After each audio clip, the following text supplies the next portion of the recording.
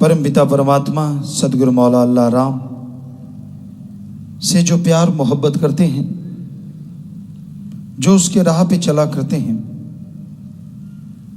उनके इरादे बुलंद होते हैं, उनके दिलो दिमाग में सदगुरु मौला समाये होते हैं। मालिक की राह पे चलना कोई आसान काम नहीं, लेकिन असंभव नहीं है। चलते हैं मालिक के प्यारे, चलते हैं जिन पे रहमो करम है मालिक का, चलते हैं जो नफ़्स शैतान से यानी मन जालिम से लड़ते हैं, चलते हैं जो सदगुरु के वचनों पे 100% अमल करते हैं। और जो चलते हैं वो खुद तो क्या, उनके बाल बच्चे तो क्या, उनकी वो कुलें जो गुजर गई और वो कुलें जो भी इस दुनिया में नहीं आई, उनकी वजह से ही उन सब का उद्धार हो जाता है। सेवा जिसके भाग्य में मिल जाती है, तन से, मन से, धन से, जो सेवा करते हैं, वो सेवा कभी भी खत्म नहीं होती, यानी की गई सेवा कभी बर्बाद नहीं होती, उसका फल 100% मिलता ही मिलता है। आदमी का मन बड़ा जालिम है, मनमते लोग बड़े जालिम है, काल तो महाजालिम है। इंसान को भरमाता है, इंसान को भटकाता है, कभी काम वासना विषय विकार के ख्याल देता है, कभी क्रोध के घोड़े पे सवार कर देता है, कभी लोभ लालच के जाल में फंसा लेता है, कभी मोह ममता की जंजीरों में उलझा देता है, और कभी अहंकार के पहाड़ पे चढ़ा देता है। ये मन का काम है। मन से लड़ना कलयुग में भक्ति है। कैसे लड़ा जाए मन से? मन जो कहता है वो रुकेगा नहीं। उसको रोकने के तरीके हैं, एक तो सेवा करो, दूसरा घंटा सुबह शाम सुमरन करो, मालिक से मालिक को मांगते रहो।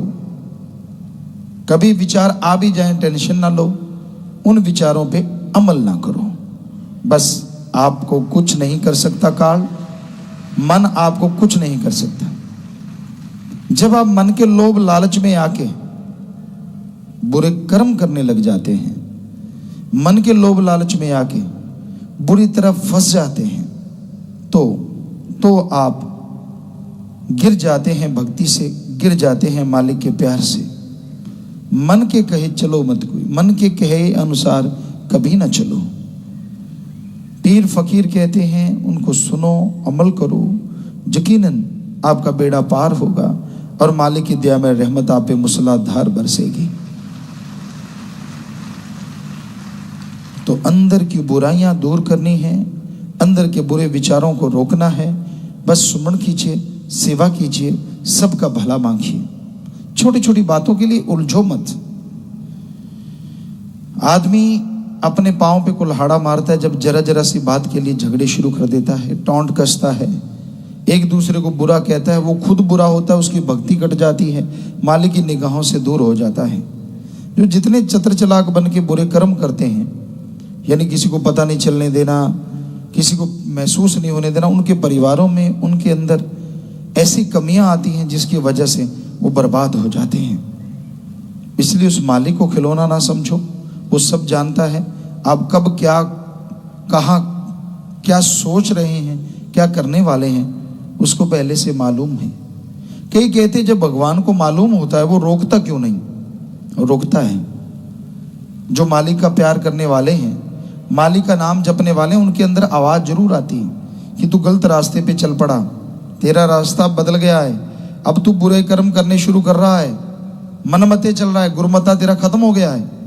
लेकिन मन अहंकारी इतना दबा देता है, अरे छोड़, गुरुमते चल के कौन सा तुझे हीरे मोती मिल गए, गुरुमते चल के कौन सा तुझे जायदाद मिल गई, चल तू अपने हिसाब से चलेंगे, अपने हिसाब से जिंदगी जिएंगे। फिर अपने हिसाब से कर्मों का बोझ उठाना पड़ता है, तब कुरलाता है, लेकिन तब तक बहुत देर हो चुकी होती है। तो इसलिए संत पीर फकीर जो बताते हैं कि अल्लाह मालिक की आवाज तो आती है कि बुरा कर्म मत कर, मनमते मत चल। एक बार की बात है, परमपिता शास्त्राम जी दाता रहबर के पास कोई सत्संगी आए और हम भी आए थे, हमें पूरा ख्याल में नहीं आए थे या नहीं, लेकिन याद आता है कि हम आए हुए थे। तो उस किसी सज्जन ने आके पूछा, पिताजी ये मैं घर बना रहा हूँ, वैसी लाइन में से खींच के, तो मैं जंगला इधर रखूं या उधर रखूं?